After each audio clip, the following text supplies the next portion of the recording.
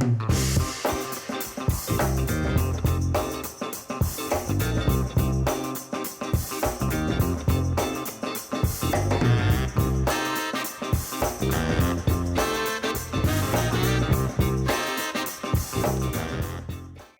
Sobat HMP, perkenalkan saya Dea dan pada hari ini saya akan menemani Sobat HMP dimanapun Sobat HMP berada dalam talk show seputar kesehatan yang minggu ini telah memasuki episode ke-6 dengan tema peran kita mewujudkan stop kekerasan seksual pada anak.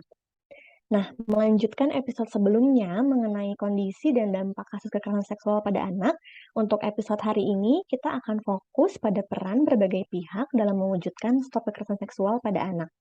Pada talk show kali ini tentunya kami telah menghadirkan dua narasumber yang sangat menarik dan sangat berkompeten dalam bidangnya. Narasumber yang pertama yaitu Dr. Ditya Gilang, spesialis anak dan merupakan mahasiswa dari Magister FKM UI, dan juga ada Kadora Yuvita yang merupakan mahasiswi pascasarjana dari FKM UI. Nah, sekarang sudah ada dua narasumber yang siap untuk memberikan penjelasan terkait tema kita hari ini. Yuk mari kita sambut. Halo Dokter Gilang, apa kabar dok? Halo Mbak Dea, Alhamdulillah saya sehat. Oke, syukur alhamdulillah dalam keadaan sehat ya dok ya. Ya. Boleh nih dok, sebelum kita mulai nih dokter perkenalan terlebih dahulu nih dok kepada sobat-sobat HMP. Silahkan dok. Oke. Assalamualaikum warahmatullahi wabarakatuh. Selamat pagi semuanya. Perkenalkan nama saya Ditya Gilang Syahputra Rahim. Dapat dipanggil dengan panggilan Gilang. Saya saat ini sebagai mahasiswa pasca sarjana program studi kajian administrasi rumah sakit di FKM UI. Saat ini kesibukan saya adalah sebagai dokter spesialis anak di Rumah Sakit Pelni Jakarta dan sebagai mahasiswa pasca sarjana di Kars UI. Oke dok, terima kasih atas perkenalannya. Sekarang kita menuju ke narasumber yang kedua yaitu Kadora. Halo Kadora, apa kabar Kak? Baik, Alhamdulillah Kak Dea. Bagaimana kabarnya Kak Dea? Alhamdulillah dalam keadaan baik Kak. Bolehkah selanjutnya Kadora silahkan perkenalan untuk sobat-sobat HMP? Baik, perkenalkan Sobat HMP, nama saya Dora Yuvita. Saat ini saya bertugas di Dinas Kesehatan Kota Depok dan saya juga sebagai mahasiswa pascasarjana jurusan Kesehatan Reproduksi di FKM UI. Terima kasih. Baik Kak Dora, berarti selain kuliah Kak Dora kesibukannya sekarang apa nih Kak? Setiap hari ya bekerja ya, kebetulan karena memang kuliahnya izin belajar, jadi bukan tugas belajar, jadi tetap sambil bekerja.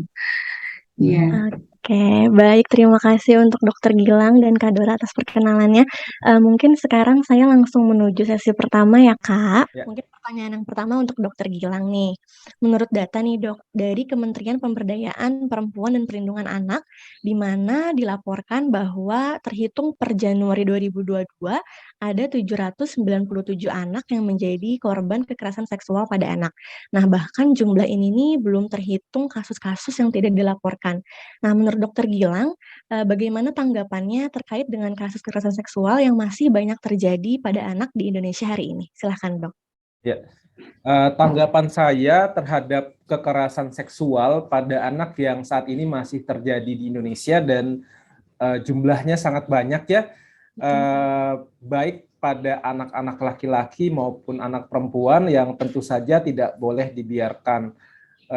Kekerasan seksual pada anak itu adalah merupakan sebuah pelanggaran moral dan hukum, serta tentu saja melukai anak secara fisik ataupun psikologis. Kemudian kekerasan seksual terhadap anak itu banyak ya, baik yang dilakukan secara fisik ataupun hanya dengan verbal, itu termasuk ke dalam kekerasan seksual. Yang paling sering dilakukan misalnya adalah dalam bentuk sodomi pada anak laki-laki, kemudian pemerkosaan, pencabulan, serta incest. Kasus kekerasan seksual itu terhadap anak itu ibarat fenomena gunung es. Jadi atau dapat dikatakan bahwa ketika ada satu keluarga yang melaporkan anaknya mengalami kekerasan seksual, mungkin di belakangnya ada 6 atau bahkan lebih anak yang menjadi korban tapi tidak melapor. Nah, hal ini menunjukkan bahwa saat ini dunia yang aman bagi anak itu semakin sempit dan sulit ditemukan, di mana seharusnya anak-anak itu mendapatkan dunia yang penuh dengan keceriaan, penanaman kebaikan, namun harus berputar balik menjadi sebuah pengalaman buruk dan menjadi potret ketakutan karena anak sekarang telah menjadi subjek pelecehan seksual. Jadi saya harapkan bahwa ada tindakan tegas dari negara untuk menghukum seberat-beratnya bagi para pelaku kekerasan seksual pada anak. Baik dokter, tadi disebutkan juga ya kan seharusnya tempat hari ini bagi anak menjadi tempat yang aman begitu ya dok ya untuk anak. Mungkin salah satunya dalam perlindungan orang tua begitu ya dok. Nah pertanyaan selanjutnya ini bagaimana peran orang tua menurut dokter untuk mencegah kekerasan seksual pada anak? Ya. Orang tua, menurut saya orang tua itu adalah mempunyai peran yang sangat besar untuk mencegah kekerasan seksual pada anak. Nah, yang pertama adalah orang tua harus mulai mengedukasi atau berbicara kepada anak sebelum terjadi sesuatu. Seperti kata pepatah, lebih baik mencegah daripada mengobati. Maka orang tua sebaiknya mulai menjelaskan pada anak atau orang yang lebih muda mengenai bagian khusus dari diri mereka. Jadi misalnya adalah saat anak mandi, mungkin ya saat kita memandikan anak-anak kita, jelaskan bahwa ada area tertentu yang tidak boleh disentuh oleh orang lain, dan mereka boleh saja untuk mengatakan tidak ketika mereka tidak mau disentuh, serta jelaskan pada mereka bahwa jangan ragu untuk bercerita ketika ada yang melanggar batasan yang telah dibuat. Nah, kemudian yang kedua, komunikasi. Jadi orang tua harus membangun komunikasi efektif, komunikasi yang terbuka untuk pencegahan terjadinya kekerasan seksual pada anak. Jelaskan pada mereka bahwa orang tua tertarik dan bersedia diajak bicara pada topik apapun di sekitarnya, mulai dari sekolah, olahraga, teman, atau apapun. Perhatikan kejadian sehari-hari sekitar anak yang dapat menjadi pelajaran bagi mereka. Bersikaplah sebagai teman tanpa menggurui, kemudian ajarkan kepada mereka bagian-bagian tubuh mereka, terutama bagian tubuh khusus dan apa dampaknya ketika disentuh. Kemudian yang ketiga adalah dari orang tua sebaiknya mulai mengembangkan atau meningkatkan kepercayaan diri anak sehingga tidak dipengaruhi oleh orang lain. Misalnya dengan memberikan kesempatan dalam pelatihan kepemimpinan atau pengembangan diri anak agar anak lebih mengenali dirinya dan dapat melawan ketika anak dipermalukan atau mengalami kekerasan seksual. Kemudian tingkatkan kepekaan anak terhadap apa yang dipikirkan dan dirasakan oleh orang lain sehingga anak bukan hanya tidak menjadi korban, tapi juga tidak menjadi pelaku di kemudian harinya. Kemudian yang terakhir mungkin jelaskan pada anak bahwa pelaku kejahatan seksual itu dapat merupakan orang sekitar, orang-orang terdekatnya. Jadi ingatkan anak bahwa kapanpun ia merasa tidak nyaman, ia harus berkata tidak, serta jangan ragu bercerita kepada orang tua apabila terjadi masalah ataupun perlakuan yang tidak menyenangkan ke depannya. Seperti itu. Iya dok, memang tidak bisa dipungkiri ya dok ya, peran orang tua itu sangat besar bagi anak begitu ya dok ya. Nah kalau tadi kita berbicara mengenai pencegahan nih dok, nah bagaimana ketika kalau anak tersebut sudah menjadi korban begitu dok dalam kekerasan seksual, apa peran orang tua dalam hal tersebut? Baik, terima kasih. Jadi bagaimana peran orang tua ya dalam mendampingi anak yang menjadi korban kekerasan seksual? Tentu pertama adalah ketika kita sebagai orang tua mendapatkan anak kita mendapat pelecehan seksual atau perilaku yang tidak menyenangkan dari orang lain, pasti kita punya perasaan sedih, marah, takut ya, dan itu merupakan suatu hal yang wajar. Manusiawi ya dok ya? Ya, hal yang manusiawi jika kita mengalami hal seperti itu. Namun kembali lagi orang tua harus bersikap tenang saat menghadapi masalah ini agar kita dapat memberikan situasi yang aman dan nyaman untuk anak bercerita. Jadi usahakan untuk tetap tenang walaupun sebetulnya hati kita pasti tidak tenang. Kemudian yang kedua adalah dengarkan, jika anak bercerita kita dengarkan dan jangan menghakimi anak, agar anak dapat berbicara jujur tanpa takut. Jadi dengarkan apa yang disampaikan oleh anak, jangan buru-buru memotong dan memberikan banyak pertanyaan untuk segera dijawab, karena hal itu dapat membuat anak merasa bingung dan tertekan. Jadi coba berikan perhatian penuh, kasih sayang, dan kepercayaan atas apa yang disampaikan oleh anak. Kemudian yang ketiga adalah apabila kita mendapatkan anak kita mengalami pelecehan, ketika bertanya gunakan contoh. Jadi anak-anak apalagi yang masih berusia 6 tahun, 7 tahun kan dia belum bisa mengerti sepenuhnya apa yang dia alami. Jadi mungkin saat kita bertanya untuk anak kecil yang belum mampu mendeskripsikannya, orang tua dapat bertanya pada anak dengan lembut dan detail, atau dapat juga dengan memeragakan atau mencontohkan juga tindakan apa yang terjadi padanya. Misalnya begini, misalnya dek, mama ingin tanya nih ke kamu, tadi kamu dipegang pahanya ya oleh om itu. Nah, nanyanya itu sambil misalnya memperagakan ibunya memegang paha anaknya sendiri. Kemudian lihat respon anaknya. Kalau anaknya ngangguk atau menggeleng, mungkin bisa diartikan sebagai jawaban ya atau tidak. Jadi pendekatannya harus lebih lembut dan dan diberikan deskripsi contoh gitu. Kemudian yang berikutnya adalah memberikan dukungan kepada anak.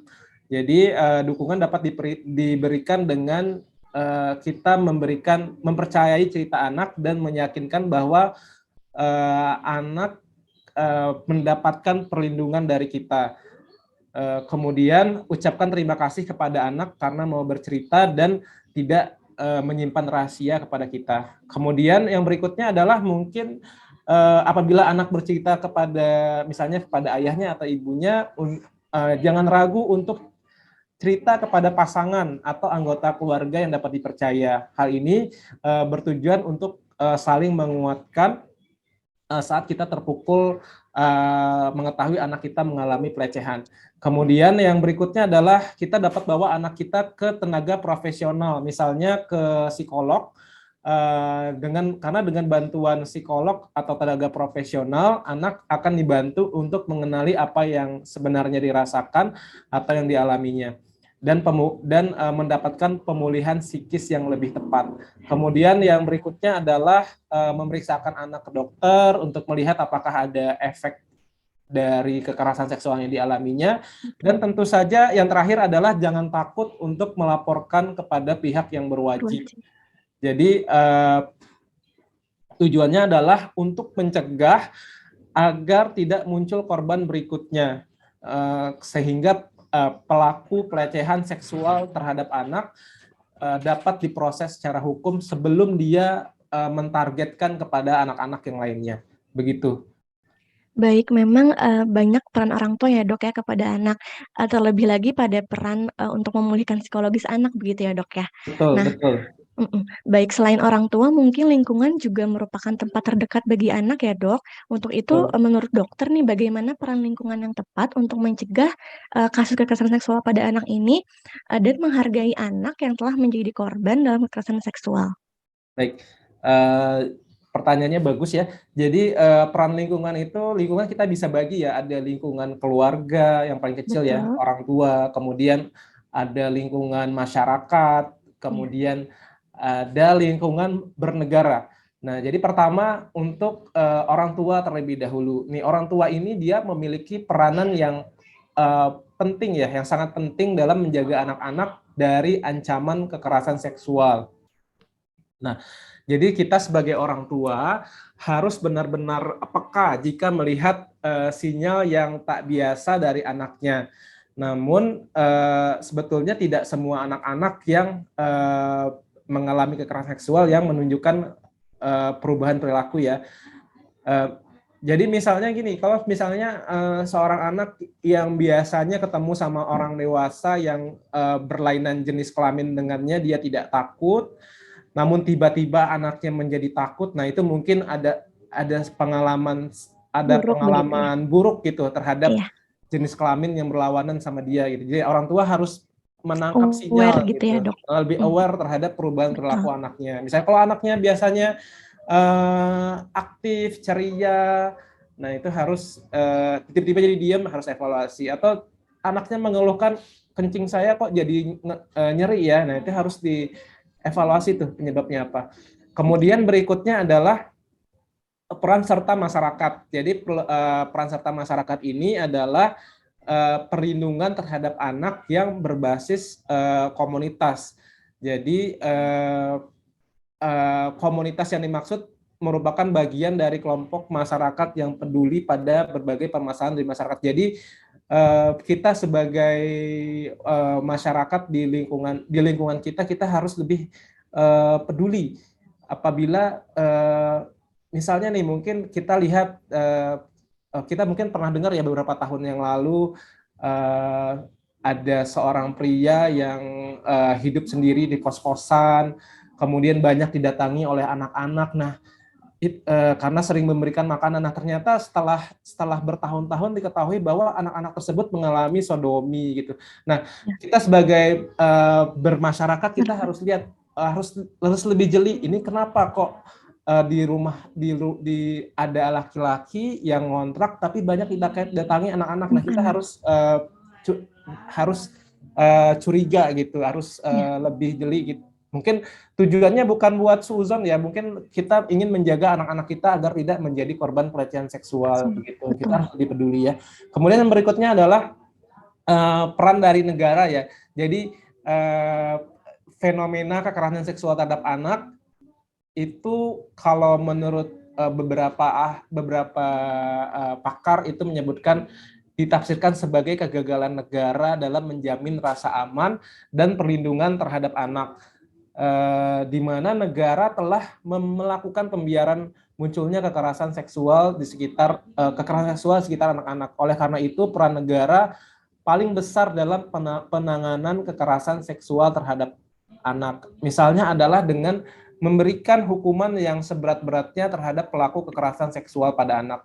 Karena yang kita lihat sekarang mungkin kita lihat ada berita yang justru yang melaporkan yang menjadi tersangka itu pernah saya baca karena tidak adanya cukup bukti. Jadi pelakunya Oke. justru melaporkan pelapor atas indikasi pencemaran nama baik Nama baik. misalnya begitu. Jadi ada 3 dari orang tua atau keluarga, dari masyarakat dan dari negara. Semuanya harus Bersama begitu ya. bersama berkolaborasi untuk mencegah terjadinya kekerasan seksual pada anak. Dan intinya sebagai hidup bermasyarakat kita harus lebih aware dan peduli ya, Dok ya, Iya terhadap betul, betul, kasus-kasus gitu, terutama kasus kekerasan seksual pada anak. Nah, betul, sebelum pertanyaan terakhir nih, Dok nih, apa betul. harapan dokter untuk anak agar kedepannya terbebas dari kekerasan seksual?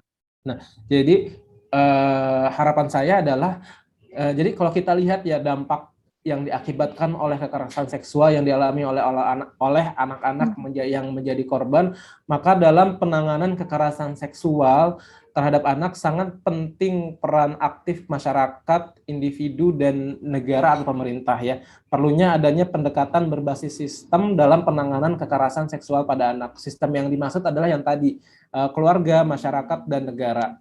Kemudian sistem perlindungan anak yang efektif itu harus ada keterkaitan antara sistem-sistem yang tadi yang disebutkan ya, komponen-komponen sistem yang disebutkan, meliputi sistem kesejahteraan sosial bagi anak-anak dan keluarga, kemudian sistem peradilan yang sesuai dengan standar internasional, kemudian mekanisme untuk mendorong perilaku yang tepat dalam masyarakat. Selain itu juga diperlukan hukum dan kebijakan yang mendukung serta yang mendukung untuk perlindungan anak begitu. Oke, Dok. Selain itu, apa harapan untuk anak yang menjadi korban kekerasan seksual pada anak nih, Dok nih? Nah, harapan yang sudah mengalami kekerasan seksual pada anak tentunya adalah diharapkan adanya penanganan dan penyembuhan trauma psikis, fisik ataupun psikis akibat kekerasan seksual yang seharusnya mendapat perhatian besar dari semua pihak terkait seperti keluarga, masyarakat maupun negara. Oleh karena itu dalam memberikan perlindungan terhadap anak yang tadi ya perlu adanya pendekatan secara sistem begitu dan pemberian hukuman yang seberat-beratnya terhadap pelaku kejahatan seksual pada anak.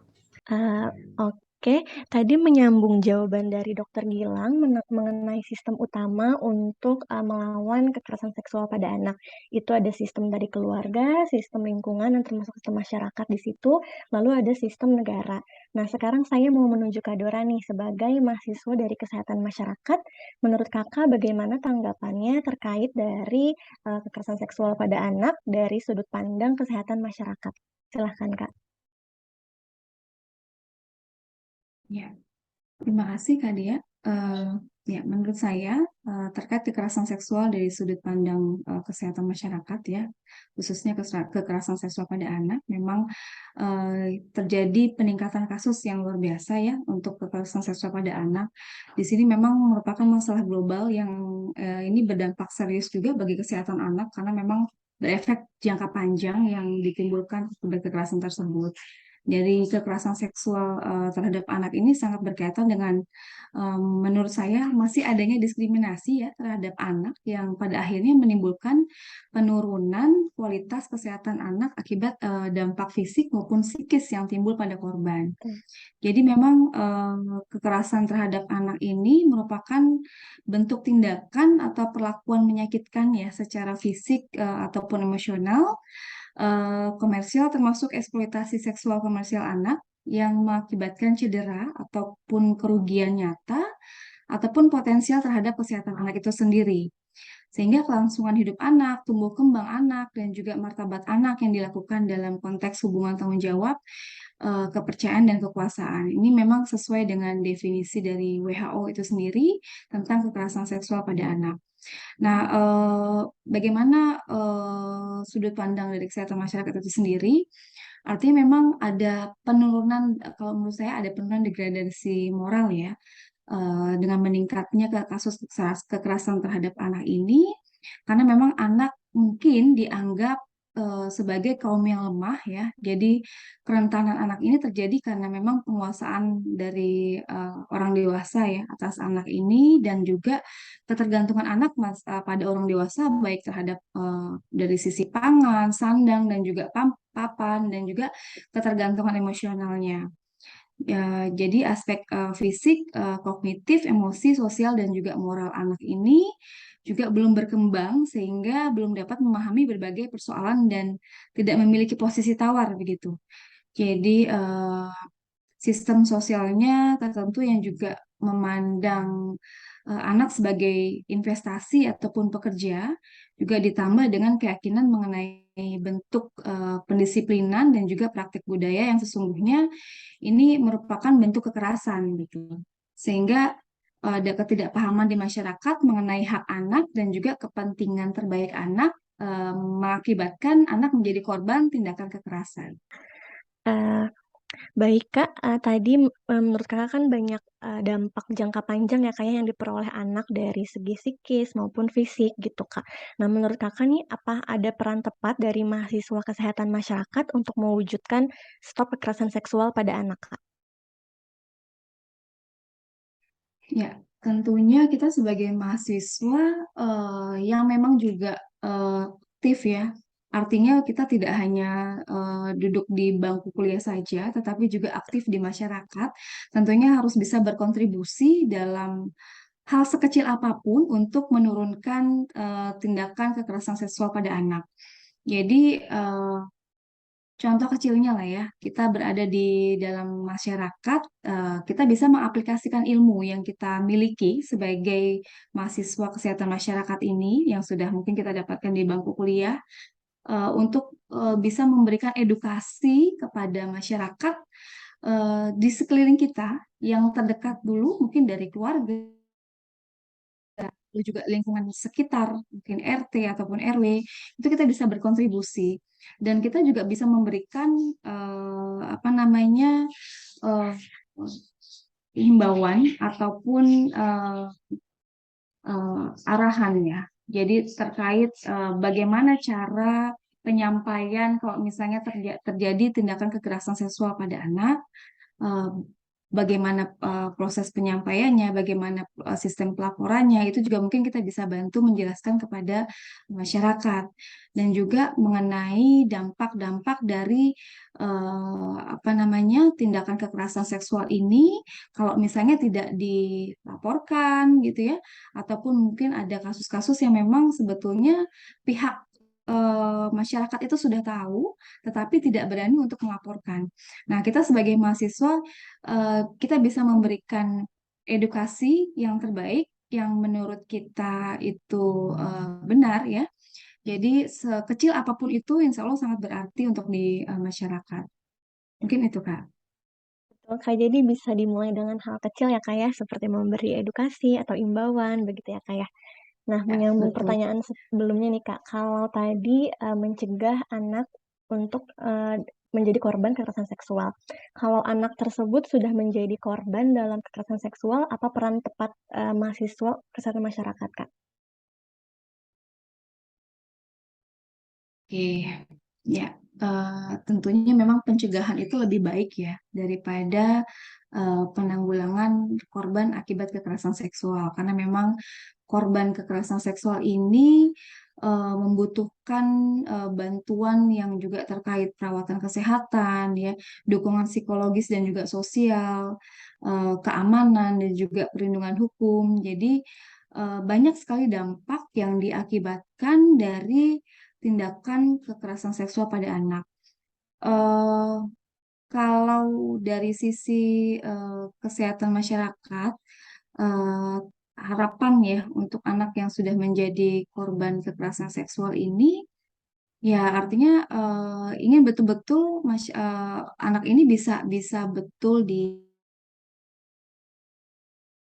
ya. Jadi dari sisi fisiknya, dari sisi psikologisnya, dan juga sosialnya dia, itu bisa betul-betul dikawal oleh pihak-pihak yang memang sudah bertanggung jawab.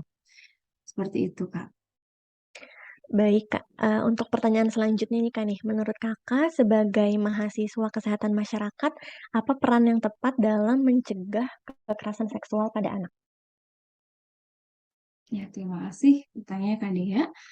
Eh, Tentunya kita sebagai mahasiswa tidak bisa hanya diam saja, tidak bisa hanya duduk manis di bangku kuliah saja ya. Betul. Tetap kita sebagai mahasiswa sekecil apapun kita harus memiliki peranan yang bisa bermanfaat untuk lingkungan sekitar kita. Jadi ilmu yang sudah kita dapatkan di bangku kuliah kita bisa aplikasikan apapun itu yang sudah kita dapatkan kita bisa aplikasikan langsung di masyarakat untuk menanggulangi ataupun memberikan sumbangsih dalam hal penurunan kekerasan pada anak.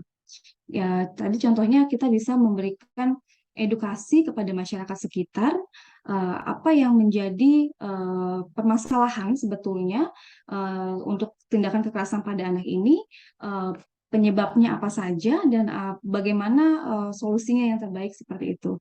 Jadi memang kebanyakan tindakan kekerasan pada anak ini dilakukan oleh orang-orang terdekat. Dan anak ini biasanya tidak mengetahui ataupun tidak dibekali eh, apa namanya tindakan pencegahan dari lingkungan terdekatnya ya ataupun dari yang seperti sudah di apa namanya dilakukan di sekolah mungkin itu belum optimal begitu. Jadi perlu adanya edukasi kepada masyarakat dan juga kepada anak itu sendiri untuk bisa dilakukan tindakan pencegahan. Nah, contoh hal kecil mungkin kita dalam lingkungan masyarakat kita sebagai mahasiswa kesehatan masyarakat kita bisa memberikan edukasi tadi mungkin di dalam lingkungan RT, RW gitu ya.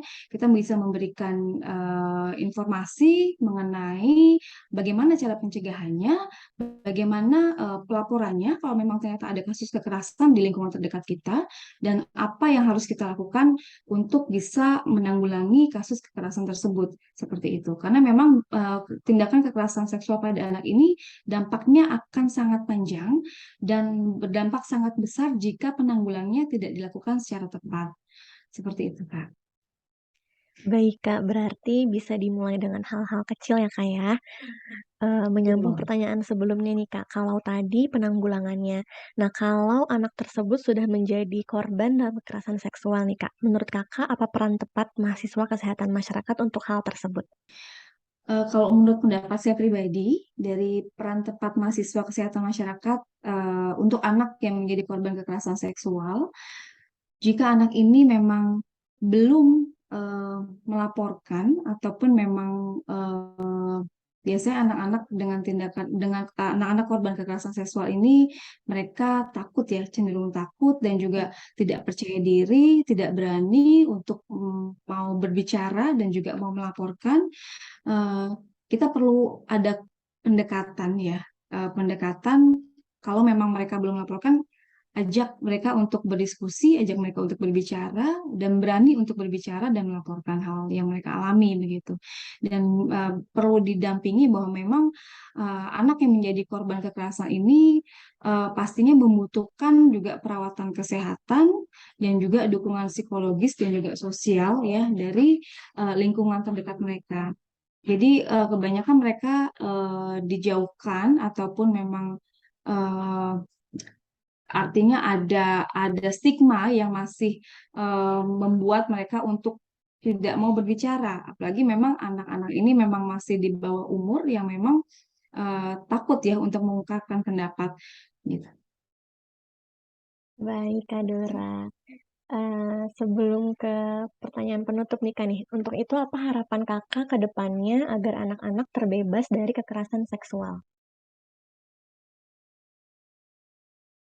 Ya, harapan ke depannya agar anak-anak terbebas dari kekerasan seksual, artinya memang semua lingkungan itu harus bersatu padu, baik dari lingkungan pendidikan, lingkungan masyarakat, dan juga orang tua itu sendiri itu harus memberikan perlindungan untuk anak ini, bagaimana anak-anak ini dibekali untuk kemampuan dirinya untuk bisa mendeteksi dan juga menangani kalau ternyata ada tindakan kekerasan yang mereka alami. Jadi mereka harus disampaikan ya caranya bagaimana untuk pencegahan dan juga penanganan yang efektif terhadap kekerasan terhadap anak ini. Baik, Kak, berarti dari segi perlindungan dan juga pendekatan ya, Kak, ya, kepada anak-anak ya. Selain itu, apa harapan Kakak untuk anak-anak yang telah menjadi korban kekerasan seksual, Kak?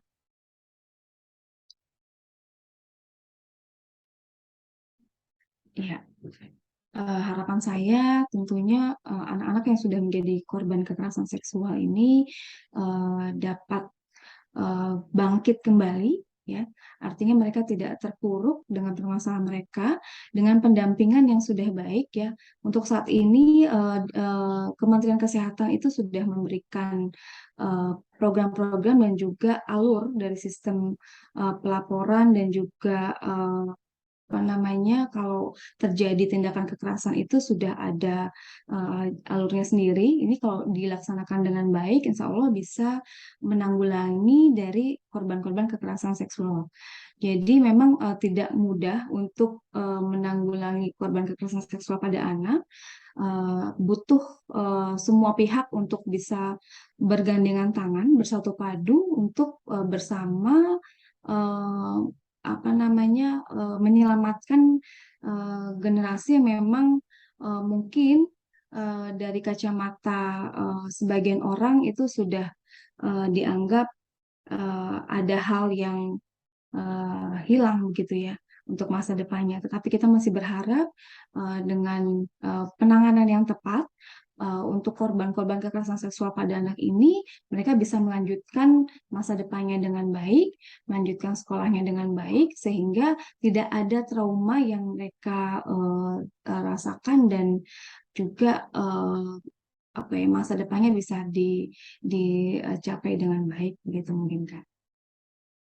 Baik, sangat menarik sekali ya dok pembahasannya dan apa-apa yang telah disampaikan oleh dokter Ditya maupun Kak Dora begitu. Di mana kita seharusnya sama-sama peduli dan aware terhadap kekerasan seksual pada anak. Yang ternyata tadi ya dok ya ada 3 sistem tersebut yang utama untuk mencegah atau mewujudkan stop kekerasan seksual pada anak, yaitu ada dari keluarga, masyarakat maupun negara. Nah, mungkin sebelum saya tutup nih dok nih, apakah ada closing statement yang bisa disampaikan untuk sobat-sobat HMP? Silahkan dok. Ya, sebelumnya saya ingin mengucapkan terima kasih kepada Terima kasih kembali. teman-teman HMP yang sudah mengundang saya ya. Terima Mungkin kasih kembali dok. saya juga belajar lagi mengenai kekerasan seksual terhadap anak ini. Jadi kekerasan seksual terhadap anak itu akan berdampak panjang ya terhadap anak di kemudian harinya. Di samping berdampak kepada masalah kesehatan, juga berkaitan dengan trauma yang berkepanjangan, bahkan hingga anak dewasa. Dampak trauma akibat kekerasan seksual itu bisa hilangnya kepercayaan terhadap orang dewasa, trauma seksual, merasa tidak berdaya, ataupun stigma. Mungkin secara fisik akan hilang bekasnya ya, namun Tanda-tanda ya. tanda-tandanya, namun secara psikis itu dapat menjadikan anak mengalami trauma, bahkan pelampiasan dendam nantinya. Nah, bila tidak ditangani dengan serius, maka kekerasan seksual terhadap anak itu dapat menimbulkan dampak sosial yang luas di masyarakat. Sehingga harapan saya adalah marilah kita bersama-sama untuk mencegah terjadinya kekerasan seksual pada anak-anak kita. Begitu, terima kasih. Kalau dari Kak Dora gimana nih Kak untuk closing statement-nya Kak? Ya, closing statement mungkin dari saya sebagai mahasiswa kesehatan masyarakat, tentunya kita bisa memberikan apapun itu yang bisa kita lakukan untuk membantu mencegah terjadinya tindakan kekerasan pada anak.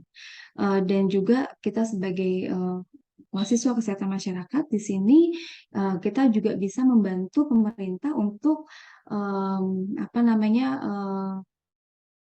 mensukseskan ya program-program yang sudah dibuat untuk mengurangi dampak dari kekerasan seksual pada anak ini. Gitu kan. Terima kasih. Baik, terima kasih atas insight barunya dari Kak Dora maupun dari Dokter Gilang. Terima kasih juga telah berkenan hadir dan memberikan ilmu baru untuk sobat-sobat HMP dalam kegiatan Talks yang ke-6 ini ya Kak ya. Semoga kita bisa bekerja sama di lain kesempatan ya Kak. Terima kasih Kak Dora dan Dokter Gilang. Terima kasih Kak Dea atas waktunya. Dokter Terima Gilang, kasih terima Kak. kasih atas ilmunya.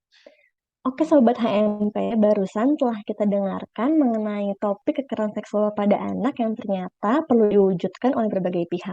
Kita telah menambah ilmu baru mengenai peran orang tua maupun lingkungan ataupun sebagai individu yang concern dalam kesehatan masyarakat.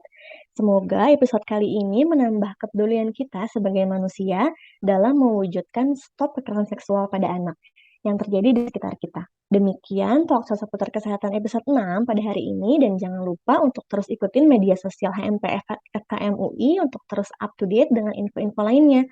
Maaf dari saya jika ada salah kata. Sampai jumpa di episode selanjutnya. Dadah!